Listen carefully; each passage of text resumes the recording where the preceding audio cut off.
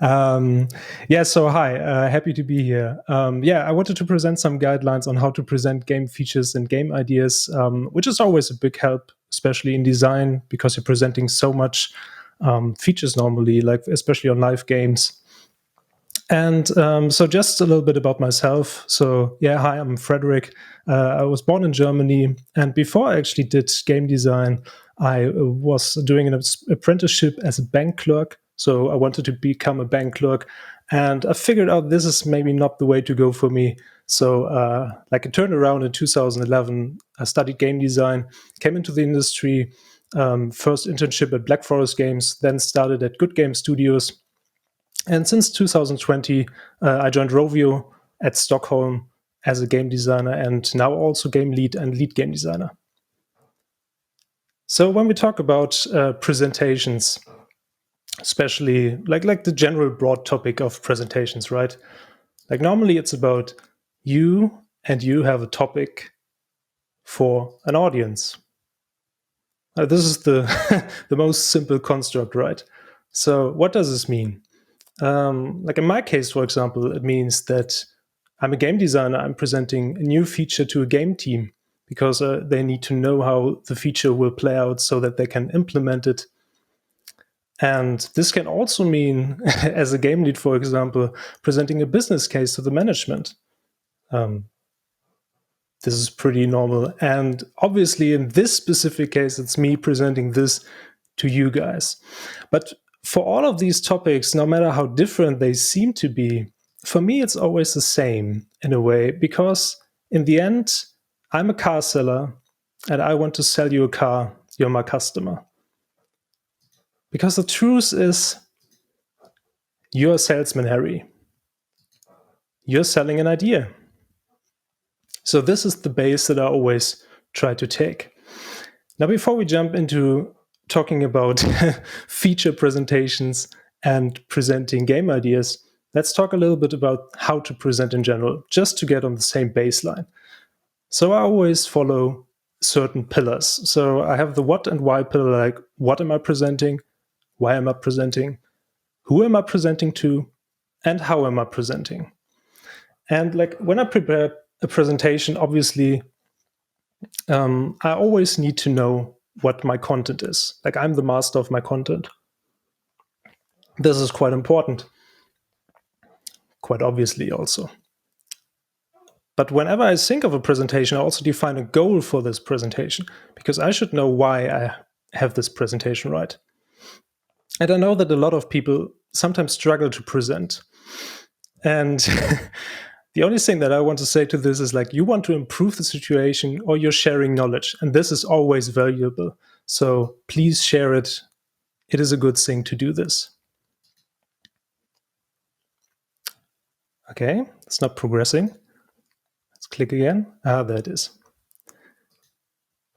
So now about the who, like you need to know your target audience. This is quite important, and I will have an example for that also later on. Because obviously it's a different thing if you're presenting, for example, to your developers or to the management. At the same time, it doesn't matter whom you're presenting to, like keep it simple, stupid. The only reason why some presentations don't have the right impact, like is like if you make it too complex, people don't get it. And don't assume, just try to keep it as easy as possible. And obviously one thing that you need to do no matter what you present is you need to convince them. You need to convince them that this is a cool thing. So how are you presenting? You can either present, for example, with a PowerPoint presentation like this. You can also present with a flip chart. In theory, if you're in an office, which is currently quite rare, I guess. Also, maybe on the backside of a napkin is possible. Break at the coffee machine. Like the thing is, if you think about the format, always remember the right format increases obviously the chance of success. And no matter how you present, you always should show engagement. If it pops up, that is. Show engagement. That is. Pretty cool. So these are kind of like the basis. And now I have an example for know your audience because it's currently an interesting topic for me again. Like Blizzard announced Diablo Immortal, which is a pretty cool game. I'm looking forward to it. I want to play it. I still need to wait a little bit. Back then, when they presented in 2018 at the BlizzCon, not everyone was so happy to see this game. And the reason is pretty simple. They presented to a mostly PC and console crowd. They waited for the next big Diablo, like a Diablo 4 on PC and console, or like a Diablo 2 remastered. Then they presented the mobile, which isn't a bad game. The thing is just the audience, it was the wrong audience. Now in the same year, there was actually also a presentation from Bethesda at the E3 2018, which was pretty interesting. They announced Elder Scrolls Blade, also pretty cool game. And they did something, like after the whole presentations of all of the games, they said, hey, but when it comes to Elder Scrolls, we haven't forgotten about our PC and console audience. Like the Elder Scrolls 6 is in development, and we will show it off when we have the time. It's currently still early in development, so there's nothing to show yet. But they at least said, hey, even though we showed you something on mobile, we're still working on the PC and on the console versions. Don't worry about that. That was pretty good. So now that we have the basics, let's get to game features. So especially as a game designer, as I said, you're presenting quite often features. But how do you do this? So there are multiple ways of doing this, and like the structure that I came up with, I think is the most common that I use. So you start with the situation. Like currently, like especially talking about a live game, right? You have a certain situation in the game that you probably want to improve. So you talk about the situation, about how to improve it. When you do this, try to get some visual aid on that. And it is nice if the feature is more complex to also have a roadmap in mind. And afterwards, talk about the next steps. So now I will talk in detail about each of these. So let's start with the situation. Always remember, each feature is an answer to a question. So, what is the situation your feature wants to change? This is always quite important to know. I mean, obviously, you already know it because you designed the feature in a certain way, but still, you need to share that with others. Form a hypothesis. Like, for example, we see that the players in our game get bored and churn. Yeah, we probably need to introduce something that keeps them engaged, like some events, for example. So which impact has the situation on the players and the game? This is always quite important to know, to show that like this is the problem that we need to fix. Because obviously, why is the situation worth tackling? When it comes to filling up sprint content, for example, it's always the cost and time versus the outcome, right? Like if we see, hey, like this would have a real benefit for the players, also for the game, then this should be prioritized. Now, when it comes to the improvement, this is basically your feature. Keep it short and simple. Don't make it too complex. You probably can deep dive into your feature quite a lot, but for like an initial presentation, for example, like a pitch, keep it simple. Like, what is your feature about? And how will the player benefit from it? Short summary. And in the end, also, how will the game and the company benefit from it? Because it might be that your feature increases revenue, which is pretty good. Also could increase retention or other KPIs. Like, you don't need to know the values exactly. If you have some outlook, that's pretty good. If you don't, that's not a problem. But just having a general feeling of, okay, what is improving? Now, when it comes to the visuals, this is pretty cool because like nowadays as a designer, you have so many tools available to actually support these your presentation in a visual way. So when you do this, try to also get a narrative into this. Like this is really important. Like try to sum up the most important parts of the feature, but keep it interesting. Like from a player perspective, for example. Also connect as much as you can to simulate a user experience. Like if you use design tools, you can just make small click dummies, for example. That's pretty neat. And no matter what you do, like define a start and an end point of your demonstration. Like I also built click dummies in the past where I said, okay, I can go in any direction, but you really need to focus on what you want to show. And just remember, like people are impressed when you can click it. Like this can be really useful.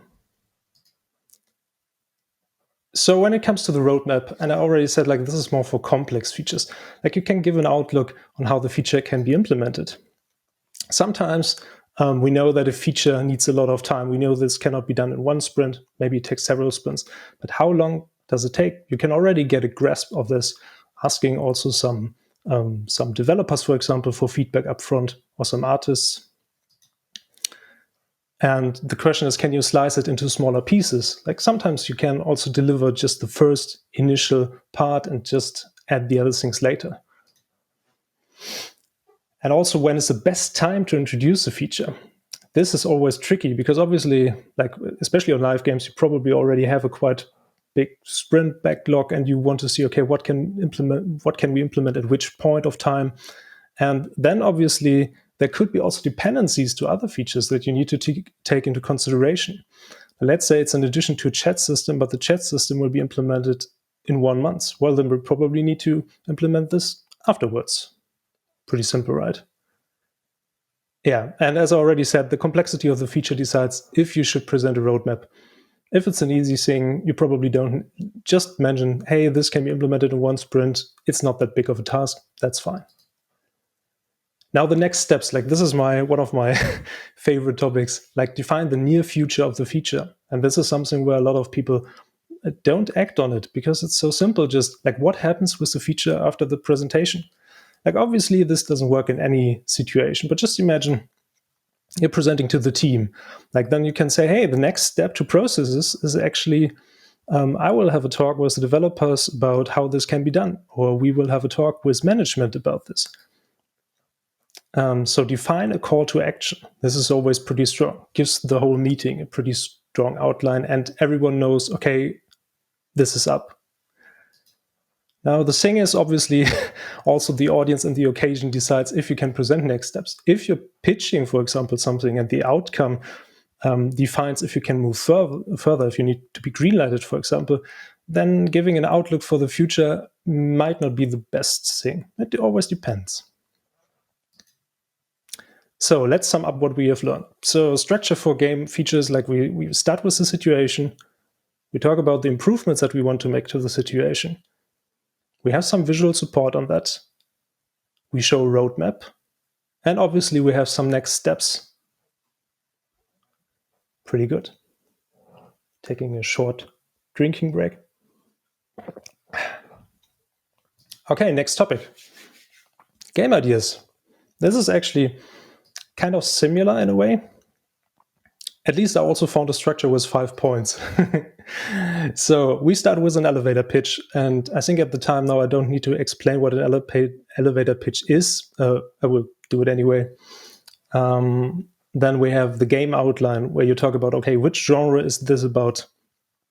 And what is our target audience? Then you want to break down the game a little bit, like what is the game concept about? Breaking down some core mechanics. You maybe want to give an outlook on the first release. This can be pretty powerful to just show, okay, how are we tackling this? And then we have the roadmap also, which is quite an interesting topic, and I will explain it. It's a little bit different to the roadmap from a game feature, obviously. So the elevator pitch, sell your idea. Here we are again, the salesman. So describe your game in 2 to 3 sentences. That's pretty easy. Just try to get some examples from other games in there so that people can understand what you mean. Like, for example, if I would say, hey, let's make a Pokemon Go X Street Fighter game, you probably already have an idea what I'm talking about. But if you don't, then it would be good if I could provide some visual references. Because obviously it could be that you don't know Pokemon or that you don't know Street Fighter. And I need to be prepared for that. Yeah, and obviously highlight the unique selling points of your game. This is, I think, nowadays more important than ever because there are so many games and you really need to point out where this game is different to other games on the market. Yeah, the game outline. Explain why the game is the right choice. So basically, this is also the point where you mentioned the other markets. But let's first start with like something simple. Sorry.